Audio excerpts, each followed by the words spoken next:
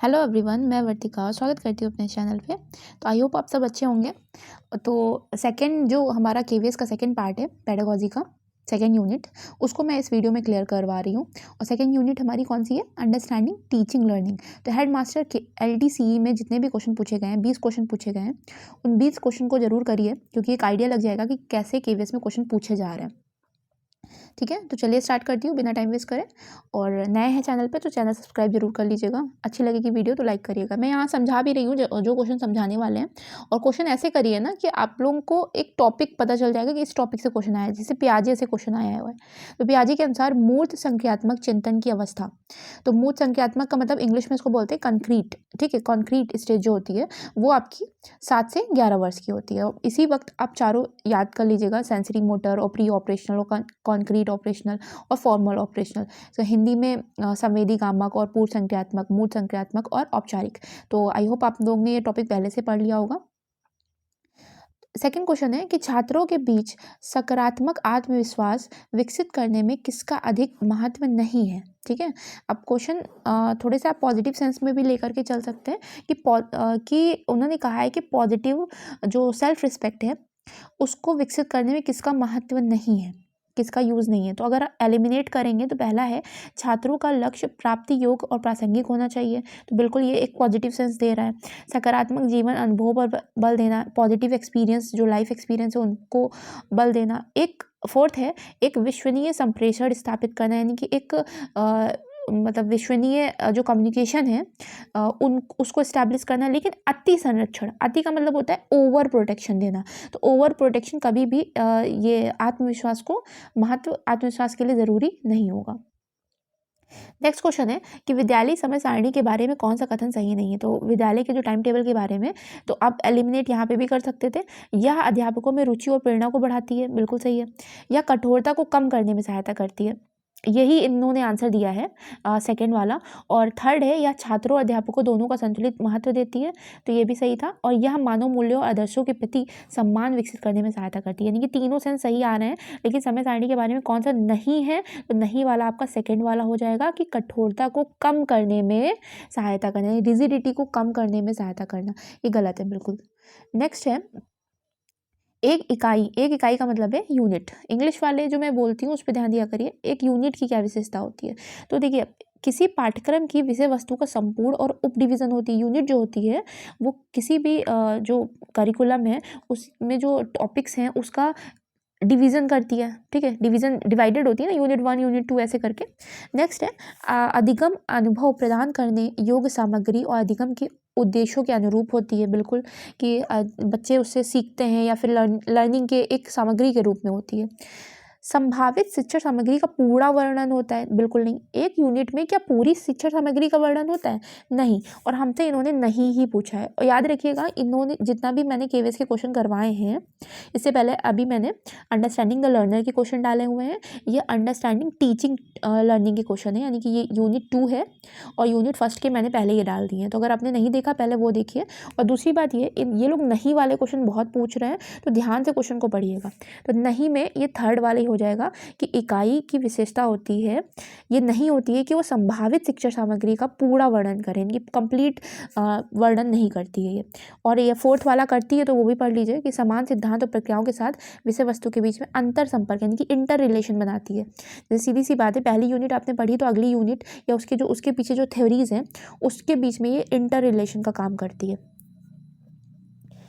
20th question है कि एक अध्यापक अनेक उदाहरण देता है और फिर नियम जाता है। तो उदाहरण से नियम की ओर, यानी कि एग्जाम्पल से रूल की ओर, कौन सा अप्रोच है आप लोगों ने पढ़ा ही होगा। इसको बोलते हैं आगमनात्मक अप्रोच, यानी कि इंडक्टिव अप्रोच बोलते हैं। और निगमनात्मक जो होता है इसका जस्ट अपोजिट होता है। तो एकदम बेसिक सा सीटेट में आप लोगों ने पहले से पढ़ा।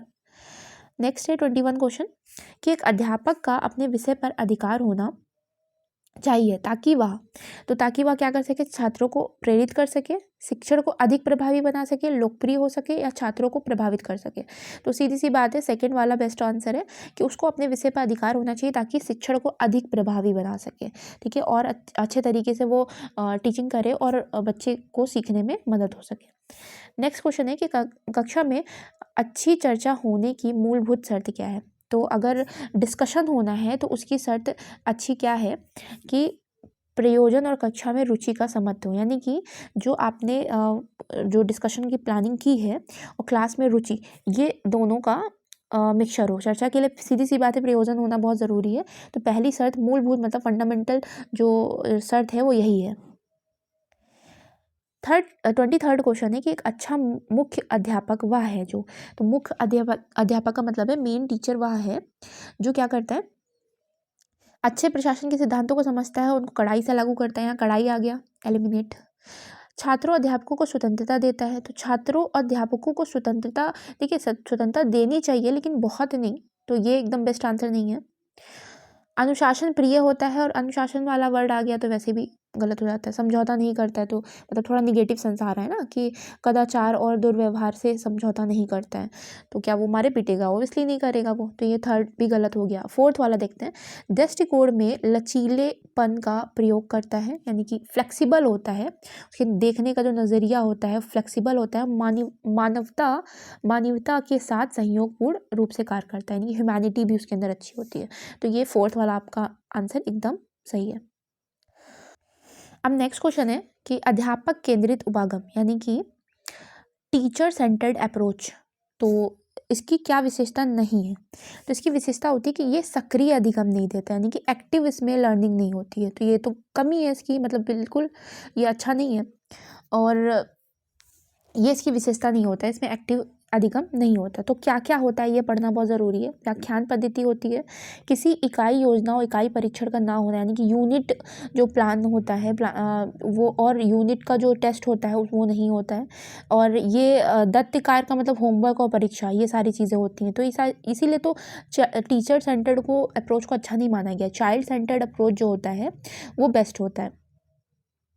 नेक्स्ट क्वेश्चन है कि अधिगम केंद्रित उपागम की क्या विशेषता है? तो अधिगम केंद्रित उपागम की विशेषता यानी कि लर्निंग सेंटर्ड अप्रोच जो होता है, लर्निंग सेंटर्ड अप्रोच, तो इसकी विशेषता ये होती है कि ज्ञान के निर्माता के रूप में अधिगम करता होता है। यानी कि जैसे आप संरचनावादी या जो कंस्ट्रक्टिविस्ट हैं वो यही कहते हैं कि बच्चा स्वयं करके सीखे, तो इसमें लर्निंग अप्रोच में यही होता है कि जो अधिगम करता होता है, जो लर्नर है, वो ज्ञान का खुद निर्माण करता है। ठीक है, थर्ड वाला, तो ये अच्छा है बिल्कुल। 26 क्वेश्चन है कि निम्न में से क्या समूह अधिगम की एक विशेषता नहीं है?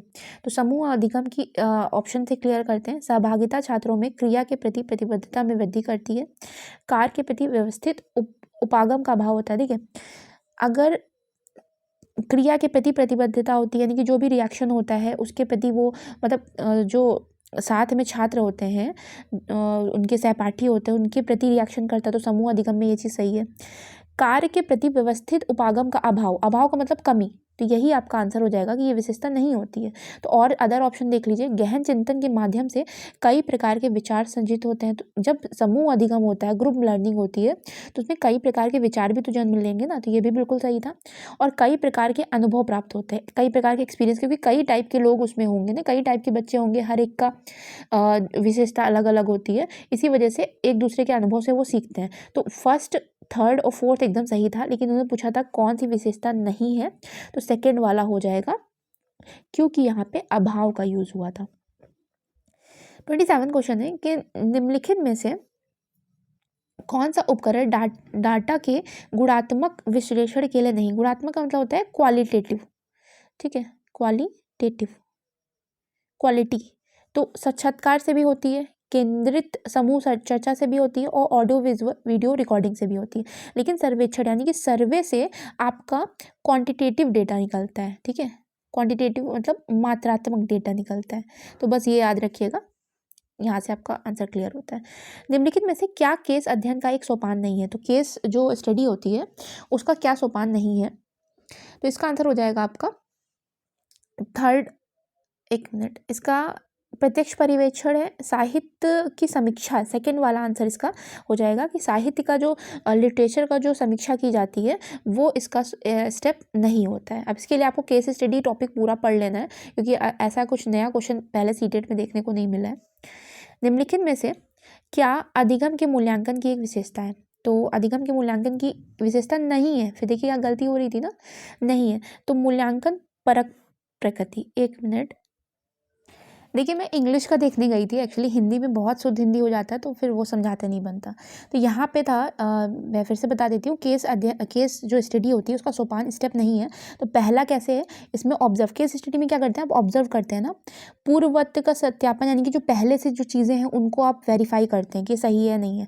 और अनुवर्ती कार्यवाही, यानी कि अगर आप पहले से आप चेक कर लेते हो कि पहले वाली चीज़ें ये रही हैं और फिर आपने कुछ ऑब्जर्व किया, तो बाद में जो चीज़ें होंगी फॉलो अप करना, तो उन पे आप वर्क करेंगे। तो ये सब कुछ होता है, लेकिन केस स्टडी में साहित्य की समीक्षा नहीं होती है।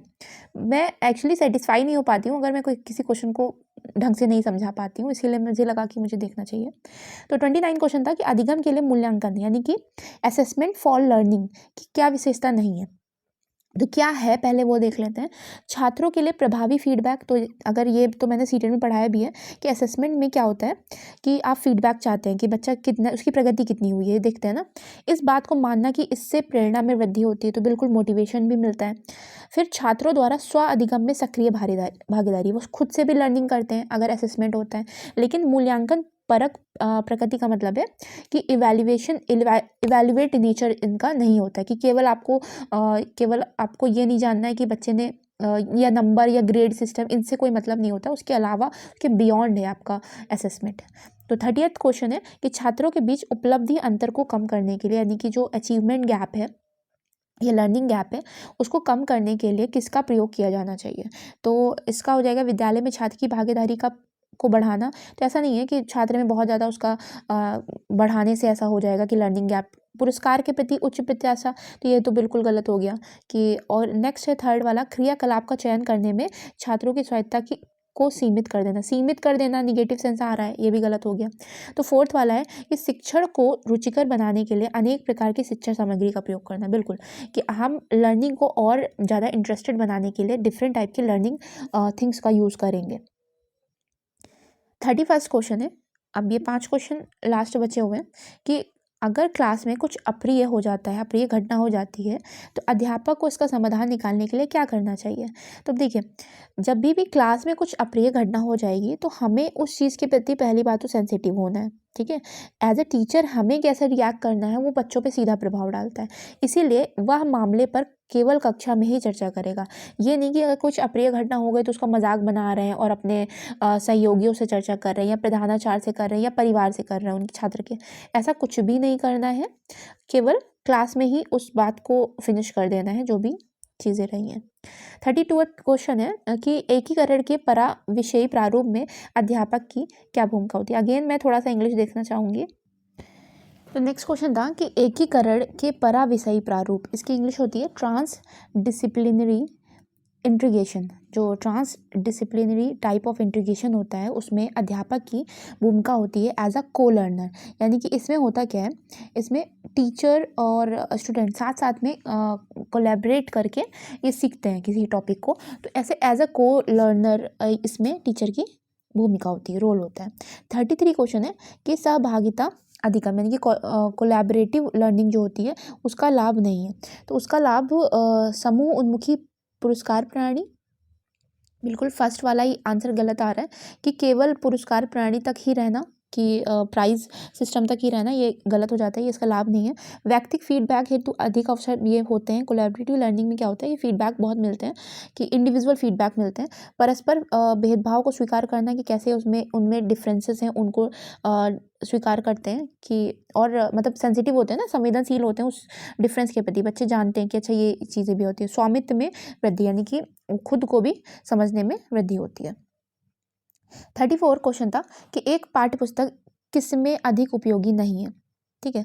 तो 34th का आंसर है आपका विषय वस्तु पर अधिकार रखने में, यानी कि केवल आपका जो जितना भी करिकुलम है या जितना भी टेक्स्ट बुक है उसको उस पर पूरा अधिकार होना, इसका उपयोगिता नहीं होती है। और तार्किक क्रम बनाए रखना ये होती है, भिन्न दिशाई सोच को बढ़ावा देना ये हो सकती है, मूल्यांकन हेतु दिशा निर्देश उपलब्ध कराने ये भी हो सकता है। आईसीटी आप लोगों का एक टॉपिक है ही है।